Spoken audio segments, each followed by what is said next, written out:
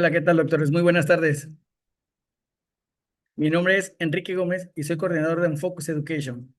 Es un gusto saludarles en una edición más de nuestro webinar mensual que es totalmente educativo. Como saben, es nuestro compromiso mantenernos a la vanguardia de la práctica clínica. Y para la sesión de hoy tenemos el honor de contar con una invitada de primer nivel. Con nosotros, la doctora Ceci Sandoval, quien es especialista en anestesiología y con una destacada trayectoria, y estas son algunas de sus credenciales. Actualmente labora en el Hospital Ángeles León. Es miembro del Comité Clase Educa y coordinadora de la vía aérea EVALA Clasa, entre otras de sus credenciales. Y el día de hoy nos compartirá su opinión y más que nada su experiencia acerca de las actualizaciones de las guías DAS 2025. Doctora, le mando un fuerte abrazo y le deseo mucho éxito en su presentación. Adelante. Muchas gracias. Buenas tardes a todos.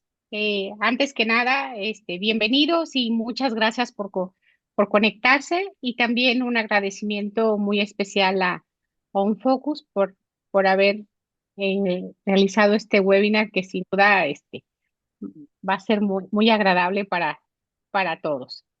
El día de hoy quiero platicarles acerca de las nuevas guías para el manejo de la intubación traqueal difícil no anticipada en adultos de la Difficult Airway Society de Reino Unido. Eh, Como ustedes saben, las guías de actualización de vía aérea, las grandes sociedades del mundo las presentan más o menos cada 10 años y esta pues no ha sido la excepción. Pero antes de empezar con las guías de 2025, demos un breve repaso a qué sucedió con las guías de 2015. Bueno, pues estas guías tuvieron un alto impacto a nivel internacional. Prácticamente fue el artículo más citado en el British Journal of Anesthesia. Y parte de lo que implementaron estas guías fue la introducción del videolaringoscopio por primera vez en cualquiera de las guías. Recomendaron altamente el uso de dispositivos de segunda generación y el uso del alto flujo nasal de oxígeno. Y esto fue en base a que un poquito antes de la emisión de las guías, pues se presentó un estudio muy importante que yo creo que ya todos ustedes lo conocen, que es el SNAP-4. Entonces, parte de las guías se centraron en las complicaciones del manejo de la vía aérea y también cómo tratar de evitarlas. También por primera vez se tocó el asunto de los factores humanos en el manejo de la vía aérea y algo muy importante es que había mucha controversia con la realización del acceso infraglótico de emergencia y por primera vez las guías de 2015 recomiendan hacer una técnica quirúrgica y se abandona la técnica por cánula que había presentado pues muchas fallas en su realización. Posterior a las guías de 2015, pues ha habido eh, mucha evidencia y mucha evolución en la práctica desde entonces. Ha habido más pacientes complejos que requieren manejo de la vía aérea y pues los datos demuestran que la seguridad y la eficacia en las técnicas de manejo de la vía aérea han emergido, así como también mayor compresión de los riesgos, por ejemplo, de la intubación esofágica no reconocida. También ha habido más evidencia de muchos dispositivos, entre ellos la videolaringoscopía, el ultrasonido y el alto flujo nasal de oxígeno. También se establecieron nuevos conceptos, por ejemplo, el concepto de perioxigenación, que hoy lo vamos a tocar un poquito, y de la vía aérea fisiológicamente difícil. Y también en el transcurso de esos años se emitieron otras guías, como las guías de intubación traqueal vigil, tuvimos las guías del COVID, que desafortunadamente nos tocó en esta época, y ahora estas nuevas guías trataron de seguir una mejor metodología y mayor evidencia para desarrollarlas. Este es el equipo que la desarrolló, miembros de la Difficult Airway Society de Reino Unido. Se reunieron muchas veces en los últimos 3 años tratando de trabajar y de hacer consensos para tratar de sacar estas guías que afortunadamente pues han tenido el aval del Royal College of Anesthesia. Y eh, también pues estas guías fueron presentadas en el pasado Congreso Mundial de Vía Aérea que se realizó en noviembre en Florencia. Aquí están pues todos los miembros de las guías muy orgullosos de la presentación y bueno, pues aquí les traigo un regalito que también hubo una presentación del doctor Archie Brain en este congreso. ¿Y qué parte de los objetivos de estas guías? Pues en lugar de como las guías 2015 fueron enfocadas más en las complicaciones, ahora lo que se trata es de maximizar las oportunidades de éxito en el manejo de la vía aérea y en la intubación al primer intento y sobre todo que la seguridad y la eficacia en las técnicas que realizamos sea mejor. Se ha priorizado mucho la oxigenación, el uso de la capnografía y del bloqueo neuromuscular a través de todos los planes prácticamente del algoritmo. Y algo que se ha hecho mucho énfasis es que tengamos atención en el tiempo, que le demos mucha prioridad al tiempo que transcurre a través de los planes, sobre todo para evitar errores de fijación y que en la toma de decisiones en puntos cruciales sea hecha de forma pues inmediata. Les voy a dejar aquí un momento este código para que ustedes le puedan sacar una foto. Este código los va a llevar en automático a las guías de la DAS de 2025 que se acaban de emitir y pues aquí pueden bajarlas totalmente. Y en un rato más, si por alguien se conecta más tarde, se los voy a volver a presentar. Entonces, bueno, aquí les voy a pasar las guías. Ahora, pues, las guías en un poquito en español para que las puedan revisar. Y aquí algo muy importante es la evaluación de la vía aérea, que es esencial para el manejo de lo que hacemos y obviamente se debe de realizar antes de un procedimiento anestésico.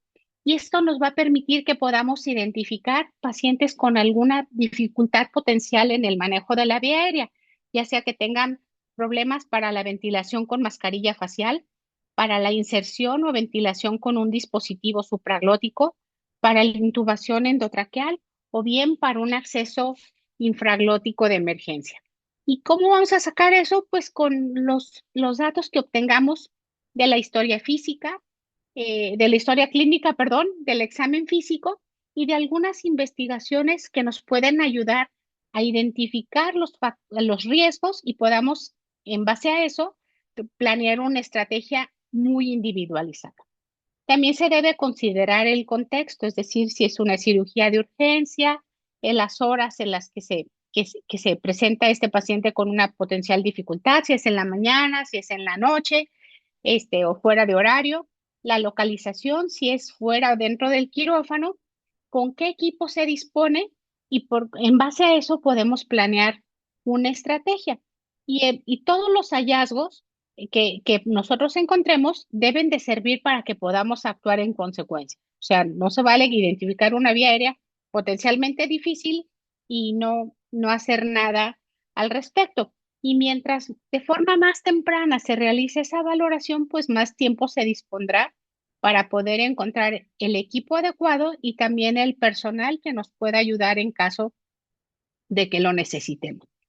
Algo muy importante en lo que se hace énfasis es en la evaluación no solo de la vía aérea, o bueno, como parte de la vía aérea, en la evaluación de la membrana cricotiroidea, porque siempre que evaluamos un paciente no nos cuesta nada bajarnos a la parte infraglótica y verificar la membrana cricotiroidea y si el paciente tiene riesgo de aspiración pulmonar. Y pues ya en la actualidad, pues tenemos eh, muchas ayudas que nos pueden hacer la vida más fácil y es si aquellos pacientes en los que no tienen una membrana cricotiroidea palpable o que no sea fácil de identificar, podemos hacer de manera rutinaria un ultrasonido y dejar una marca donde está la membrana cricotiroidea, que pues no está de más hacerlo, no nos entretiene mucho tiempo, pero nos puede ser de un valor incalculable. Lo mismo si el paciente tiene riesgo de aspiración o tiene estómago lleno, pues una barrida con el ultrasonido en el estómago nos podrá ayudar a identificar si hay alimentos, si hay sólidos o si hay líquidos. Y recordar que si un paciente tiene 1,5 mililitros por kilo de líquido, además de sólidos en el estómago, pues se considera un estómago lleno.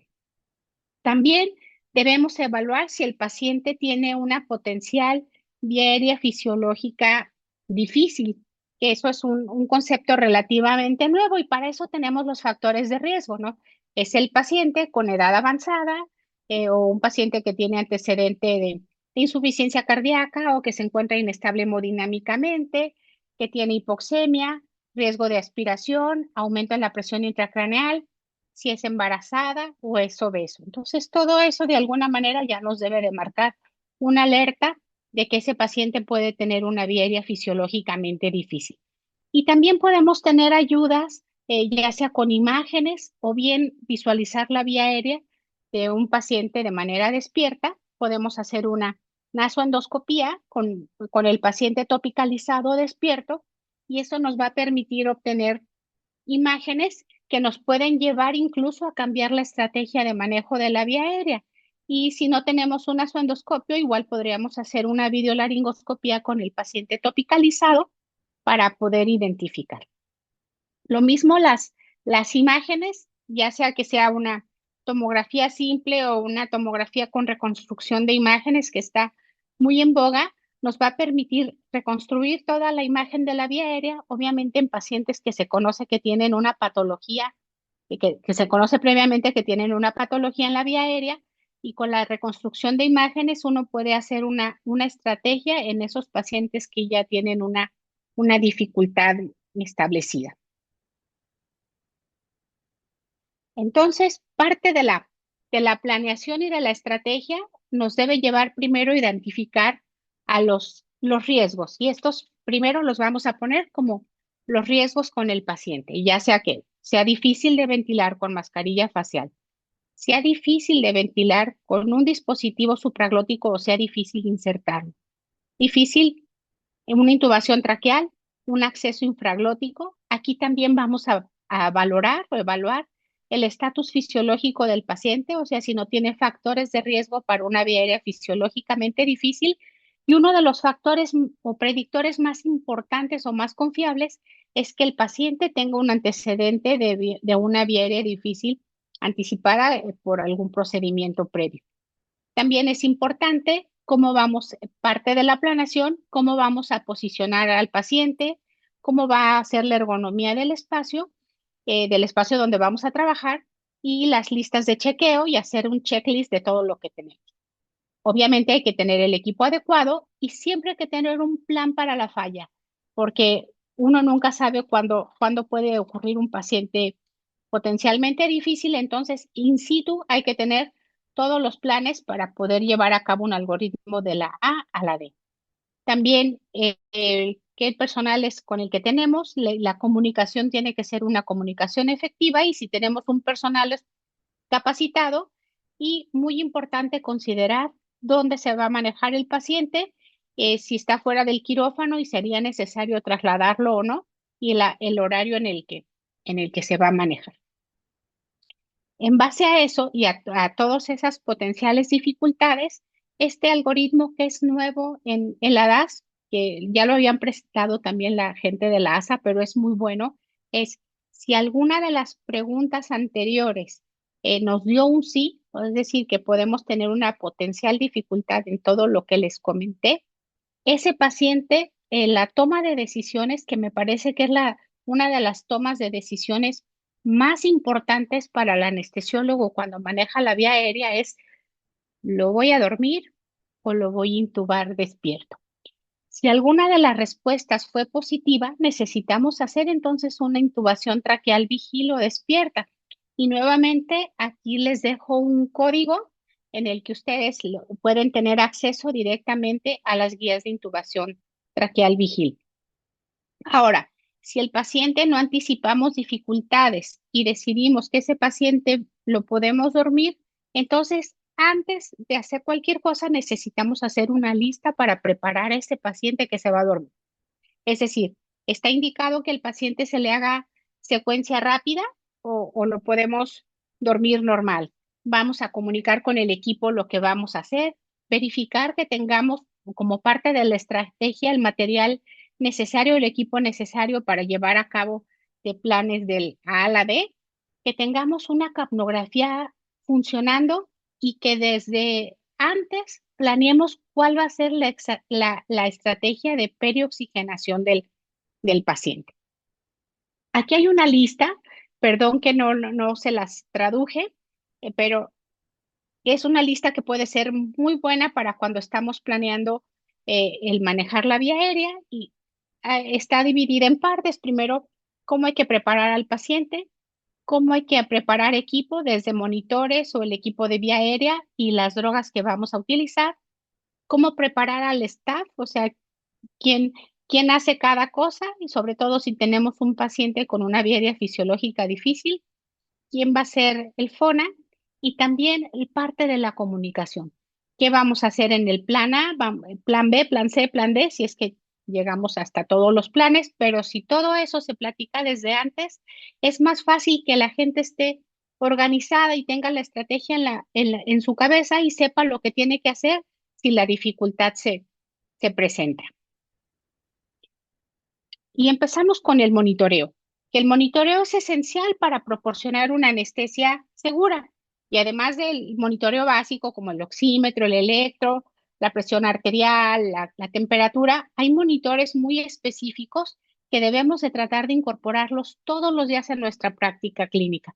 Y uno de ellos es como parte de la estrategia de perioxigenación, es que podamos medir cuando estamos ventilando al paciente con mascarilla facial la fracción de oxígeno expirado.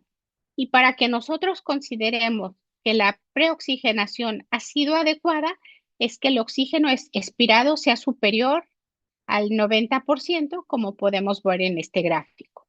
También la mejor manera que nosotros podamos evaluar que la ventilación es efectiva es por medio de la onda de la capnografía. Entonces, si tenemos una onda de capnografía no adecuada, pues hay que tratar de mejorarla y en ese sentido, pues aquí está este gráfico de Lim y Nielsen que nos ayudan a identificar cuál es la curva que debiéramos de mantener cuando ventilamos con mascarilla facial y los adyuvantes que podríamos utilizar también para lograr que tengamos mejores curvas capnográficas. Algo súper importante y que se hace de mucho énfasis en las guías es la cuestión de los errores de fijación y que muchas veces cuando tenemos un problema no nos enfocamos o lo que menos nos acordamos es de que el tiempo pasa. Entonces, una gran recomendación es que cuando nosotros administramos el relajante neuromuscular, encendamos uno de nuestros cronómetros, que eso nos va a servir para llevar el tiempo y no nos haga perder conciencia de la situación en la que estamos. Entonces, en este paciente ya tiene 2 minutos del relajante y tiene un monitoreo cuantitativo de la función neuromuscular para saber que el relajante neuromuscular ya está trabajando. Si en su hospital cuentan con un monitoreo cuantitativo de la función neuromuscular, pues es adecuado que lo puedan hacer y nuevamente para evitar eh, errores de fijación y pérdida de la conciencia situacional, el cronómetro al administrar el relajante neuromuscular y también que podamos tener las alarmas audibles, sobre todo la de la oximetría de pulso, cuando comenzamos la anestesia. El manejo anestésico también puede verse afectado por la elección del agente anestésico que utilicemos para la inducción, la dosis, el método de administración y los efectos adversos previstos. El propofol, pues, es el agente anestésico de inducción más utilizado en todo el mundo y sabemos que presenta o nos da condiciones favorables para el manejo de la vía aérea. Pero no debemos olvidar que también el propofol se asocia con mucha inestabilidad hemodinámica que puede no ser adecuada en pacientes que tienen una potencial o declarada vía aérea fisiológicamente difícil, en el que el colapso cardiovascular podría ser un verdadero problema. Y en este sentido, quizá valdría la pena buscar otro agente de inducción que diera una poquita mejor o mejor estabilidad hemodinámica, pero también independientemente del agente anestésico que hayamos optado a elegir para la inducción anestésica, siempre debemos estar preparados para la inestabilidad después de un bolo de inducción. Y cuando las cosas o la vía se torna difícil, recordar que con un solo bolo de propofol, el paciente va a despertar tarde que temprano y podríamos tener una conciencia de forma accidental o iatrogénica. Entonces es importante que eso lo consideremos. Y en cuanto a la relajación neuromuscular, pues siempre tenemos, los más utilizados en la actualidad, pues uno de ellos es el rocuronio, que nos facilita, o está muy demostrado que los relajantes neuromusculares facilita la ventilación con mascarilla facial, la ventilación con un dispositivo supraglótico. Su uso tiene muchísimas ventajas que cualquier otra técnica que podamos utilizar para intubación orotraqueal. También nos ayuda para realizar un acceso frontal en cuello y yo creo que muy probablemente se utiliza más que otros, pues porque tenemos la alternativa del Sugamadex. Sin embargo, aunque hay reportes en la literatura de que el Sugamadex se ha utilizado en escenarios de no intubación o oxigenación, pues eso no está exento de riesgos, porque pues viene el paciente con con el daño asociado a la vía aérea, bien podría ser un laringoespasmo y entonces llevar las cosas a otro nivel de gravedad. Otro de los relajantes neuromusculares que tenemos es la succinilcolina, que aunque en nuestro país cada vez se utiliza menos, pues ahí está la literatura y nos facilita también las condiciones de intubación y de ventilación con mascarilla facial, pero lo que sí se ha visto es que la succinilcolina se asocia a mayores complicaciones pulmonares en el postoperatorio. Y cambiando de punto, pues vamos a platicar un poquito de este concepto, ya no muy nuevo, pero ya presente en las guías, que es el concepto de perioxigenación.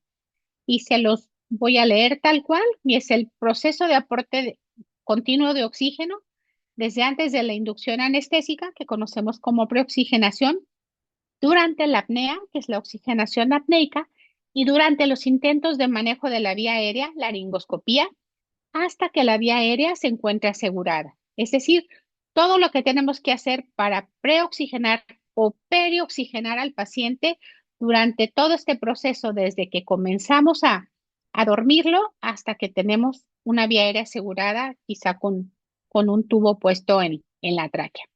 Y para perioxigenar, pues tenemos eh, muchas alternativas y todo depende de qué utilicemos o depende de varias cosas. Primero, de qué dispositivos vamos a utilizar, ya sea que utilicemos una mascarilla facial, utilicemos alto flujo nasal de oxígeno o utilicemos una ventilación no invasiva, un CPAP, etcétera.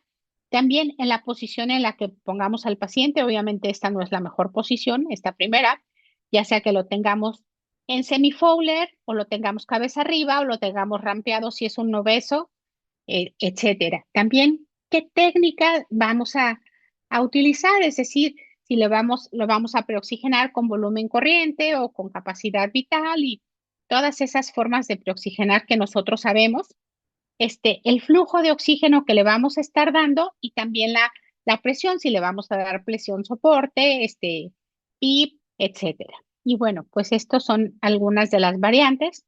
Y para el proceso de perioxigenación, cuando hablamos de perioxigenación en el tiempo del periodo de apnea, tendríamos dos opciones.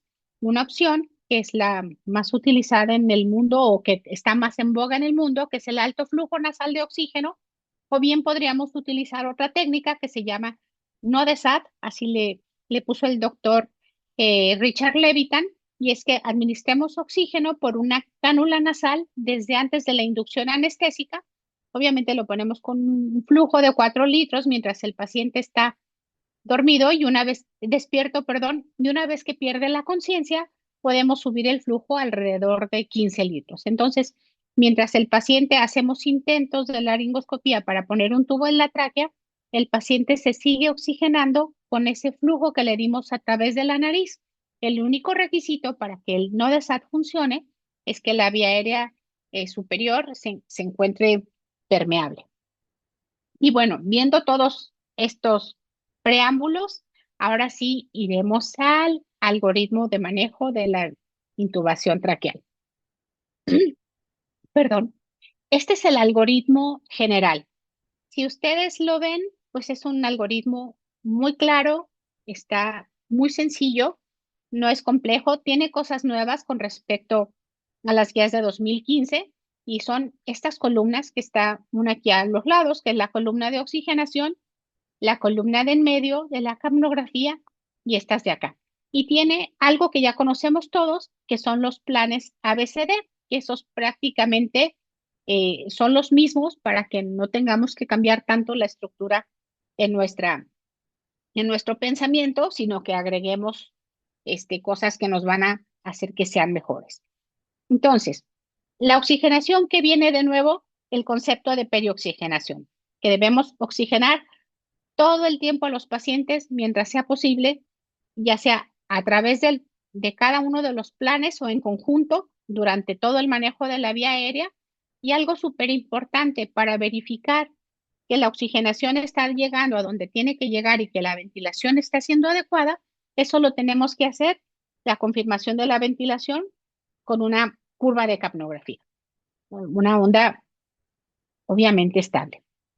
Después vienen estos dos cuadros en el algoritmo, que son cuando logramos el rescate de la ventilación o de la oxigenación para que hagamos un alto, nos detengamos, pensemos qué vamos a hacer, lo conversemos con el equipo y se comuniquen las decisiones. Pero esto lo vamos a ver ya en forma detallada en cada uno de los planes. Y empezamos con el plan A, el, el plan más sencillo, bueno, el inicial de todos. Y la esencia de este plan es que podamos asegurar la intubación traqueal exitosa, confirmada con una onda de capnografía, al primer intento, sin complicaciones, limitando el número y duración de intentos mientras mantenemos la oxigenación. Y como siempre hemos dicho, pues se recomienda que el primer intento sea el mejor intento de todos. Actualmente, ¿qué nos dicen estas nuevas guías de la DAS? Ahora ya viene la recomendación de utilizar sí o sí un videolaringoscopio sobre cualquier otro dispositivo. Y bueno, la evidencia es mucha acerca de la superioridad de la videolaringoscopía sobre la laringoscopía directa en un amplio rango de pacientes, escenarios y operadores. Creo que la evidencia en estos 10 años de las guías anteriores supera con mucho la videolaringoscopía a la laringoscopía directa. Y es por eso que aquí se deja ya como alternativa de uso. Y obviamente, si estamos buscando que el primer intento sea el mejor intento, pues se recomienda el uso de introductores, ya sea bullies o estiletes, o incluso podríamos utilizar un fibroscopio flexible si utilizamos una técnica combinada con el videolaringoscopio para que nuestro primer intento sea el mejor. Siempre importante asegurar que el bloqueo neuromuscular sea el adecuado para que tengamos condiciones óptimas de intubación y siempre estar conscientes del paso del tiempo. Esto que, como en todas las guías, nos dice que podemos tener 3 más 1 intentos, es decir, podemos hacer 3 intentos si el primero fue fallido y el último intento dejarlo a una persona que tenga mayor expertise en el manejo de la vía aérea. Pero si muchas de estas cosas tratamos de hacerlas desde el inicio, probablemente vamos a ahorrar eh, más de, más de algún intento. Algo súper importante, los conceptos laterales, la preoxigenación o perioxigenación. todo el tiempo, primero con mascarilla facial y dejar el no desat, y durante los intentos de intubación, si el primer intento no fue exitoso, siempre rescatar la oxigenación con una mascarilla facial, y para verificar que la ventilación es adecuada, siempre tener la capnografía. Y una vez que se consigue ingresar el tubo endotraqueal a su sitio en la tráquea, siempre confirmar la presencia del tubo por dos puntos. Uno, la confirmación visual de que el tubo pasa a través de de las cuerdas, perdón, y el segundo, la capnografía con una onda continua. Y eso nos va a ayudar también a descartar de forma inmediata que hayamos tenido una intubación esofágica inadvertida. Algo también, no nuevo, pero que ya se les da su importancia es el asistente de vía aérea, que bueno, su labor la verdad es que se aprecia y se agradece, y su tarea va a ser monitorear los intentos, la duración, o sea, el paso del tiempo, facilitar el equipo que necesite el anestesiólogo, y ya desde que se empieza a ver que hay más de un intento de intubación orotraqueal, el asistente tiene que preparar el dispositivo supraglótico por si es necesario llegar al plan B. Eh, Algo importante es que si después de 3 más un intento eh, falla la intubación, hay que declararlo y hay que decirlo de forma abierta, no pasa nada. Y en ese momento el asistente ya tiene que traer y debe de tener accesible el kit para el acceso infraglótico de emergencia. ¿Para qué? Para no tener que correr a buscarlo si fuera necesario cuando lleguemos al plan B. Y algo también muy importante es que dentro del plan A ya está el plan B, es decir, el plan A ya te engloba que de forma continua tienes que hacer la transición para llegar al plan B y rescatar la oxigenación con un dispositivo supraglótico. Es decir, se hicieron 3 intentos de intubación, fueron fallidos, se declara la intubación fallida, y de aquí en adelante, ahorita no importa la intubación, sino rescatar la oxigenación. Y aquí voy a hacer un alto en el camino para hablar un poquito, ya que estamos platicando tanto de la ventilación con mascarilla facial, algunos puntos importantes. Y es que ha habido mucho, o hubo controversia hace algunos años sobre si primero le ponía la mascarilla facial, veía que funcionaba y luego le pasaba el relajante, o primero el relajante y luego veía si funcionaba la mascarilla. Bueno, la evidencia nos dice que no debemos de retrasar la administración de un relajante neuromuscular para verificar la ventilación con mascarilla facial. Se ha demostrado que siempre mejora la ventilación con mascarilla facial y nunca empeora con la administración de un relajante. También hay que utilizar la ventilación con mascarilla facial entre cada intento de instrumentación de la vía aérea, utilizar maniobras o ayudantes que nos permitan mejorar la ventilación con mascarilla facial, ya sea que tengamos que utilizar una cánula orofaringia, o cuando las cosas se ponen difíciles, quizá tengamos que utilizar ventilación con 2 manos y 2 ayudantes para evitar que, en este caso, por ejemplo, no tenemos una onda de capnografía, quiere decir que la ventilación con mascarilla facial no está siendo eficiente, y vemos el reflejo pues en la desaturación de ese, de ese paciente. Y ahora, sin más, pues vamos al plan B, que es el rescate con el dispositivo supraglótico. Entonces, este es el plan. Siempre hay que solicitar ayuda desde el primer momento que nosotros encontramos una dificultad. Y el plan el plan B, su objetivo es que nosotros continuemos la oxigenación con el dispositivo supraglótico, la oxigenación una vez que la intubación ha fallado. Y la intubación con un dispositivo supraglótico nos va a permitir detenernos para pensar y decidir qué vamos a hacer. La decisión por defecto pues sería terminar la anestesia, pero eso lo vamos a ver ahorita. Entonces, ¿qué se recomienda? Utilizar un dispositivo supraglótico de segunda generación sobre los de primera, ya que se ha visto que nos permiten separar los puertos eh, esofágico, digamos, de laringio, tiene mejores sellos faringeos, tiene puertos de drenaje y algunos de ellos están diseñados para que tengan un mejor puerto para intubación. Hasta ahorita no se recomienda ningún dispositivo supraglótico en particular. Lo que sí es importante considerar es que la gran mayoría de la literatura o de lo que se habla de los dispositivos supraglóticos es como su uso como un dispositivo primario en un escenario electivo. Pero aquí no es un escenario electivo, es un escenario de rescate y en rescate se ha visto que las tasas de éxito del rescate con un dispositivo supraglótico son entre el 60 y el 65%. O sea, no podemos extrapolar los datos del dispositivo que se usa de forma electiva al dispositivo supraglótico que se utiliza como rescate. Entonces, se ha demostrado también por evidencia que mientras más intentos se haga con la colocación del dispositivo, pues la probabilidad de que estos fallen sea mayor. Y recordar siempre que pues el bloqueo neuromuscular para que facilite tanto la inserción como la ventilación debe de estar presente.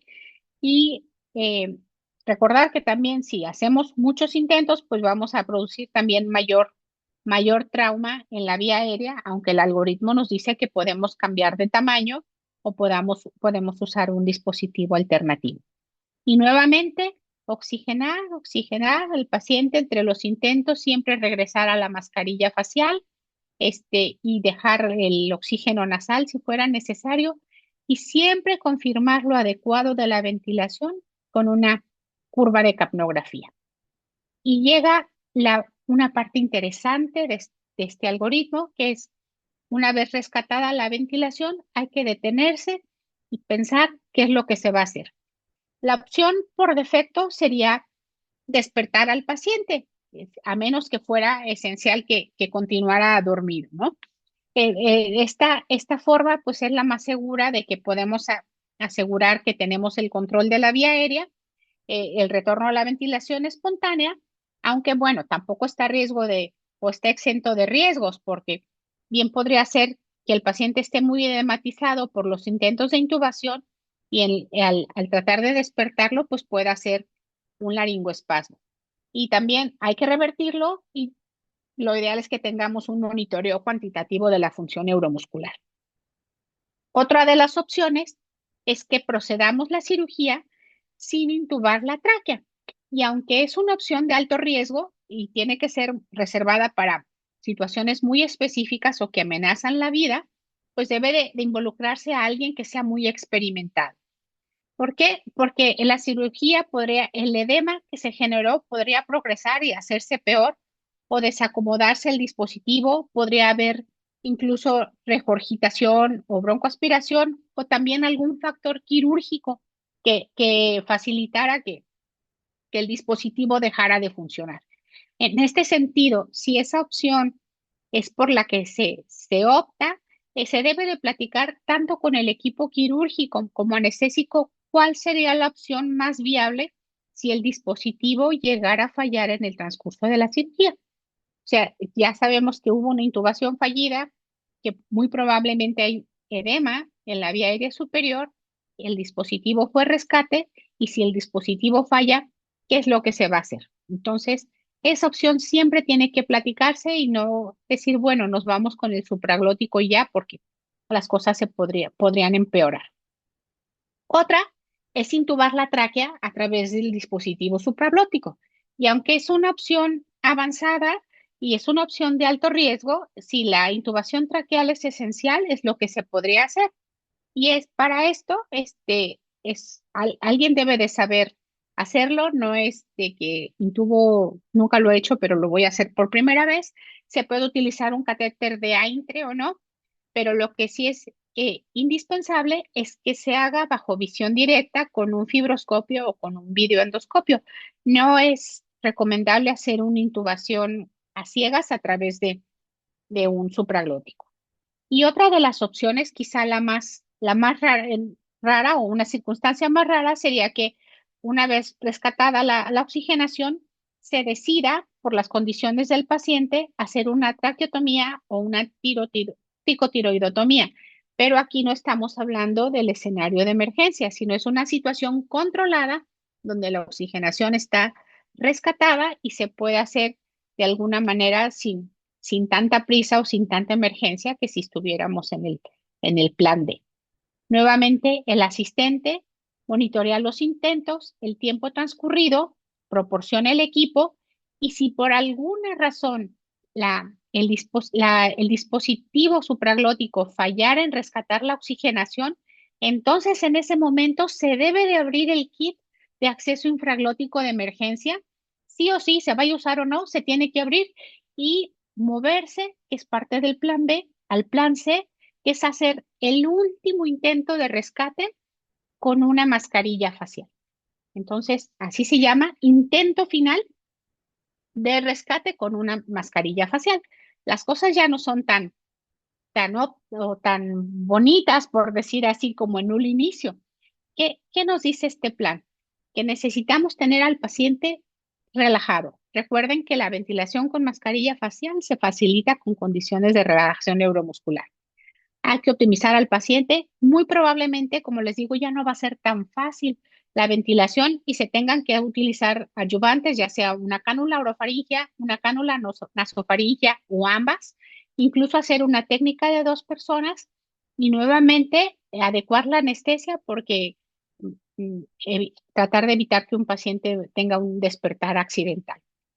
Oxígeno al 100% todo el tiempo y siempre verificar que ese último intento de ventilación con mascarilla facial está siendo adecuado al confirmar con una curva de capnografía. Si se logra rescatar, aquí hay que detenerse y pensar muy bien lo que se va a hacer, porque una opción sería despertar al paciente, rescatar la oxigenación, dejar que recupere, revertir el bloqueo neuromuscular y despertar al paciente. Pero esto ya no va a ser tan fácil porque tenemos el trauma de los intentos fallidos de intubación, el trauma de la colocación de un dispositivo supraglótico que evidentemente falló. Y aquí uno tiene que pensar cómo fue el contexto de que el paciente llegó al plan C, porque si uno decide, me voy a ir aquí tantito, si uno decide que tengo una ventilación adecuada y voy a despertar al paciente, lo revierto con su Gamadex y el paciente me hace un laringoespasmo y ya tenía edema de la vía aérea superior y me hace un edema pulmonar posobstructivo, esa es una. Y otra, me puede llevar a un escenario de no intubación, no oxigenación. Entonces, ese punto de decisión es súper importante. Y otro, la ventilación puede ser no adecuada, pero realmente ingresando un poco de aire o prácticamente no ingresar nada de aire y entonces nuevamente hay que paralizar al paciente si por alguna razón y se hizo esto de que decidí revertir al paciente con su Gamadex a ver si ventilaba y me lo llevé a un escenario de no intubación, no oxigenación, hay que paralizar nuevamente y utilizar otro tipo de relajantes neuromusculares que no sean rocuronio o decuronio y apresurarse para ir al acceso infraglótico de emergencia. Nuevamente, el asistente ya había abierto el equipo el kit de infraglóticos desde el plan B y hay que asegurarse que la ventilación con mascarilla facial sea adecuada y el uso de dispositivos suplementarios, como ya les comenté, y nuevamente prepararse para ir al plan D o al plan de la emergencia. Y llegamos al acceso quirúrgico de emergencia. Y aquí este plan surge cuando la capacidad para oxigenar al paciente ha fallado por todos los otros planes, que es el plan A, el B y el C, que fueron planes que les podríamos llamar de acceso supraglótico. Y eso condujo a un escenario de no poder intubar al paciente y no poder oxigenar. Y a menos que se realice una intervención inmediata, pero como ya no tenemos el acceso supraglótico, lo vamos a hacer a través del acceso infraglótico para proporcionar oxígeno. Si no hacemos eso, puede producirse daño cerebral e incluso la muerte del paciente. ¿Qué hay que hacer entonces? Vamos a hacer un acceso infraglótico de emergencia y para eso necesitamos varias cosas. Una, que alguien le esté proporcionando oxígeno al 100% por la vía aérea superior, aunque esté obstruida, algo que llegue es mejor que nada. Entonces, ya sea con una mascarilla facial o con un dispositivo supraglótico con sus reservas por el edema que ya se produjo, pero cualquiera de las dos opciones se considera como buena. Y necesitamos una hoja de bisturí del 10, una buggy y un tubo del 6.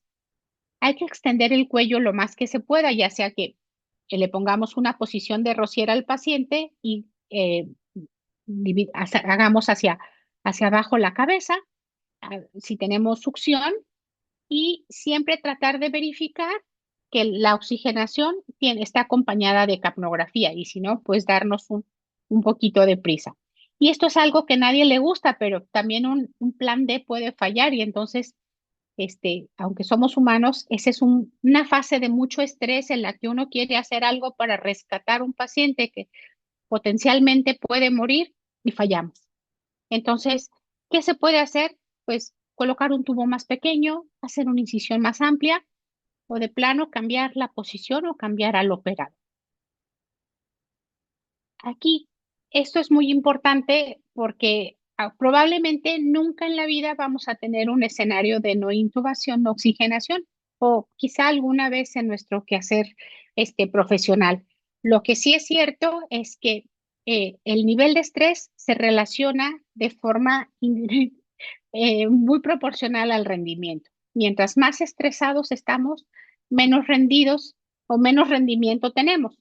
Entonces, en esas circunstancias, lo único que viene a nuestra cabeza es lo que generalmente hemos aprendido.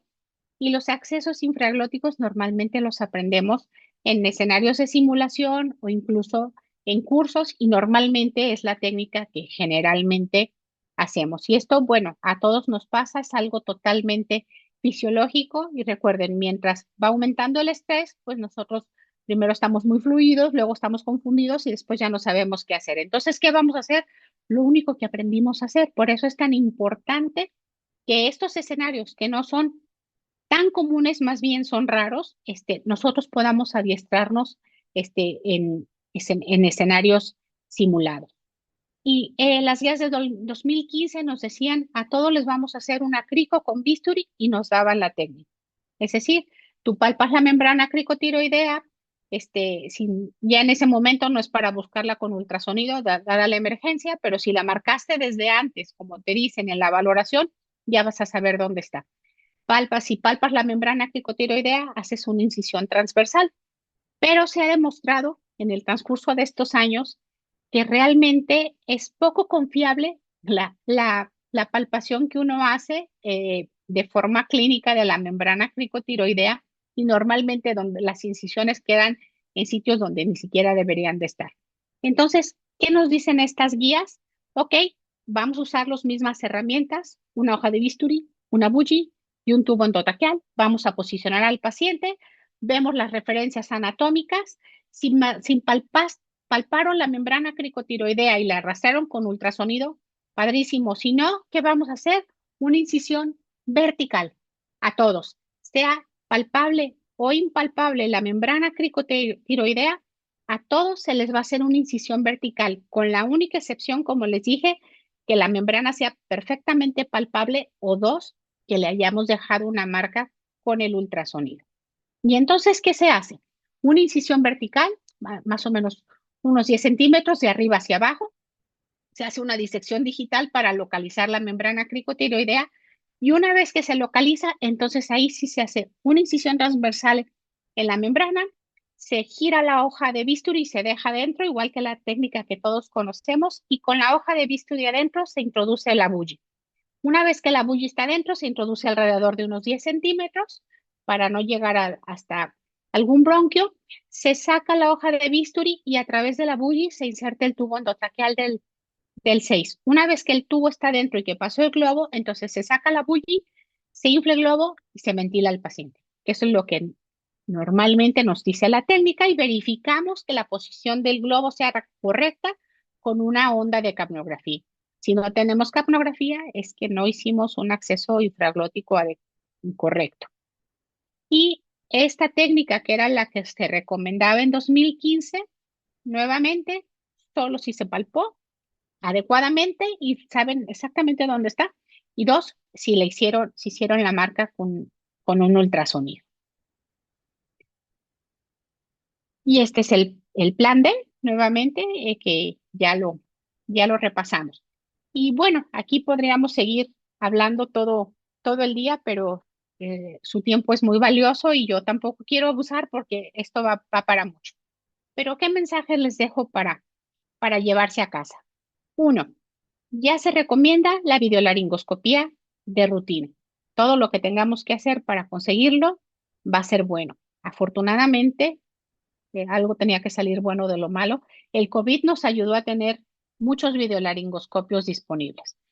Después, hacer una valoración y la planeación preoperatoria en base a lo que encontramos y obviamente actuar en consecuencia en base a los hallazgos de la valoración. Si tenemos que cambiar la técnica, lo vamos a hacer, pero hay que hacer una estrategia de manejo. No olvidar el concepto de perioxigenación. Recuerden que los pacientes se mueren por falta de oxígeno, entonces todo lo que podamos dar de oxígeno en todos los planes va a ser bueno para los pacientes. Esto de anticípese a la IFONA es desde que el plan A falla, ya hay que tener el kit del infraglótico a la mano. Si el plan B falla, el kit se abre. Y ya si el plan C no funciona, que tiene altas probabilidades de no funcionar, el kit ya está abierto para utilizarse inmediatamente. Algo muy importante es que tengamos transición en los planes, es decir, no estar con errores de fijación, de decir si puedo, si lo hago, o estar haciendo más fuerza y traumatizar a los pacientes en lugar de avanzar en los planes, porque al final del camino eso es lo que más traumatiza a las personas y es lo que nos hace perder tiempo y oxígeno que son valiosos para el paciente. Súper importante la comunicación y el trabajo en equipo. No estamos solos, no vivimos en el cerro y siempre debemos de trabajar en equipo y pedir ayuda. No nos pasa nada. Creo que al final del camino un ego lastimado es mejor que un paciente fallecido. Y muy importante, educarnos, es- eh, prepararnos y siempre seguir adelante para que cada vez los manejos en la vía aérea sean con menos errores y con más éxito para todos. Nuevamente les pongo el código QR aquí donde pueden descargar las guías de 2025. Yo creo que nuestros amigos de OnFocus, me imagino que grabaron esta charla. Yo les presenté los algoritmos en español. Si alguno de ustedes los necesita, con mucho gusto se los podemos proporcionar. Ya no tiene caso que lo hagan si ya está hecho y con mucho gusto se los podemos facilitar.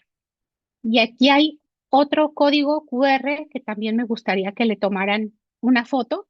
Y estos son un paquete de educación que está súper interesante también en la página de la DAS. Cada uno de estos ítems o de estos iconos los va a llevar a otro sitio donde van a encontrar cosas súper interesantes. Entonces, también les recomiendo que se metan aquí y exploren. Van a encontrar realmente herramientas súper interesantes y con las que ya trabajaron mucho tiempo para todos los que manejamos la vía aérea. Y pues no me resta más que darles las gracias por su atención y estoy atenta, si ustedes tuvieran alguna duda o un comentario y que yo le pueda resolver. Muchísimas gracias. Hola, doctora. Bueno, antes que nada, agradecerle qué información tan puntual y sinceramente resolvió muchas dudas acerca de los pequeños detalles o pequeños cambios que habían de las guías de 2015 a las de 2025. Sí, doctora, la plática quedó grabada. Por ahí la vamos a estar compartiendo en nuestras redes. Y no sé, doctores, si alguno tiene alguna duda, que hable ahora o calle para siempre.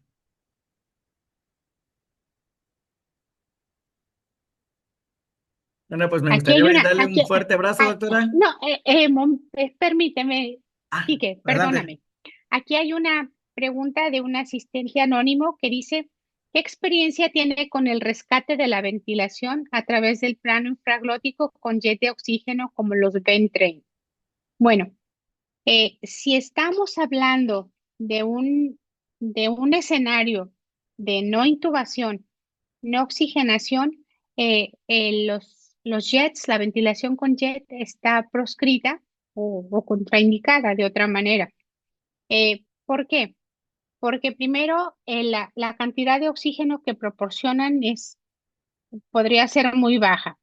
Otra, una condición indispensable para que trabajemos con una ventilación jet es que tengamos una vía aérea superior permeable.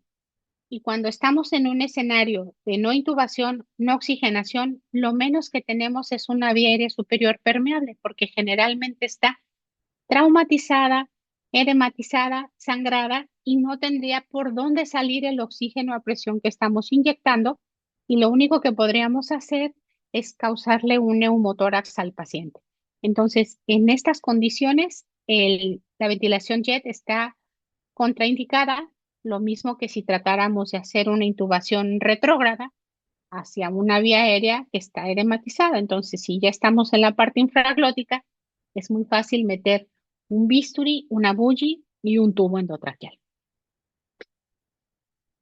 Aquí pregunta una doctora, Giovanna Tu- Tukasaki, que cuánto tiempo debe demorar este proceso. Eh, Desafortunadamente no hay una línea de tiempo que nos diga cuánto sí, cuánto no, o hasta dónde, hasta qué límite podemos llegar. Lo que sí es que sí nos hace mucho énfasis en que no debemos de demorar tanto el tiempo. Es decir, quizá desde que comienzas a dormir al paciente y que haces 3 intentos de intubación, muy probablemente ya pasaron 15 o 20 minutos, pero eso depende mucho de qué tanto se traumatice una vía aérea para que te lleve directamente de un plan a otro. Entonces, no hay un tiempo mínimo permitido ni tampoco uno largo. Lo importante es no tomar las decisiones, no demorar el tiempo por la falta de una decisión, digamos, óptima o en su momento. Y, gracias, doctora Tijero. Nancy, muchas gracias. La doctora Silvia Lujambio dice, ¿cómo debiera ser un carro de vía aérea dificultosa conforme a las nuevas guías? Exactamente igual que el anterior, doctora. Un carro con cuatro cajones, donde tienes plan A, plan B, plan C, plan D. O sea, en plan A tener el videolaringoscopio, las cánulas orofaringeas, nosofaringeas, la mascarilla facial. Si estás pensando en secuencia rápida, también debes de tener un aspirador ahí. En el plan B, tener dispositivos supraglóticos, obviamente jeringas para inflar. Si tienes un manómetro para inflar el globo, mejor, o sea, en el escenario ideal. Plan C, siempre nuevamente la mascarilla facial y todos los recursos. Y en el plan D, siempre dejar el kit del acceso infraglótico. Eh, Doctora Villamizar, de los videolaringoscopios artesanales. No tengo experiencia con los videolaringoscopios artesanales, pero sí sé que muchos colegas los han utilizado. Aquí el asunto es eh, el material del que están hechos y si ese material pudiera causarle primero algún daño al paciente o que se rompiera durante el uso. La parte más importante bueno, todo es importante en un videolaringoscopio, pero la parte que hace la diferencia es la hoja. La ergonomía de la hoja, si es una hoja macro, si es una hoja hipercurva, y esa parte es la que quizá me preocuparía más porque de alguna manera la pantalla externa no tiene contacto directo con el paciente, pero la hoja sí. Entonces, no tengo experiencia, pero yo preferiría o prefiero utilizar algo que pues ya está, que ya tiene algún sustento y ya tiene estudios de validación y que puede ser utilizado en los pacientes sin riesgo. Y sí, asistente anónimo, siempre hay que pedir ayuda y ya me preguntaron de los artesanales y qué experiencia tengo con la mascarilla laringia. Eh, pues cuando la utilizamos de rutina, pues como todos, ¿no? Siempre creo que la experiencia es amplia en muchos en estas circunstancias. Obviamente prefiero los dispositivos de segunda generación, casi no, cuando me ofrecen uno de primera generación, mejor intubo al paciente, no me gusta correr riesgos. Y en rescate, eh, solamente lo he usado eh, una o dos veces y afortunadamente funcionó un rato en el segundo paciente y después de un rato empezó a disfuncionar, pero tuve que hacer algunas maniobras por ahí para que siguiera funcionando en los 10 minutos que le faltaban a a la cirugía. Y es toda la experiencia que te puedo compartir en rescate con un supraglótico. Eh, a la doctora Ana Tijero me dice que la intubación con fibroscopio flexible da buenos resultados. Sí, normalmente cuando tú decides intubar, dormir a un paciente, quizá te va a llevar más tiempo intubarlo con un fibroscopio y va a ser mucho más difícil porque los tejidos tienden a caerse con la relajación neuromuscular y con la anestesia en sí. Entonces, fibroscopia flexible es una muy buena técnica para hacer una intubación traqueal vigil, igual que un videolaringoscopio, pero si decides utilizarlo con un paciente bajo anestesia, aquí lo que se hace es una técnica combinada, usar un videolaringoscopio y a través de él usar un fibroscopio flexible o bien ahora que tenemos unos nuevos dispositivos muy padres que para hacer intubación híbrida, que puedes tener el- una hoja de videolaringoscopía y una guía muy similar a un fibroscopio por el que te puedes meter y navegar y hacer una intubación híbrida. Onfocus también lo tiene y no me pagaron por el anuncio, pero la verdad es que está muy padre y también es una opción buenísima.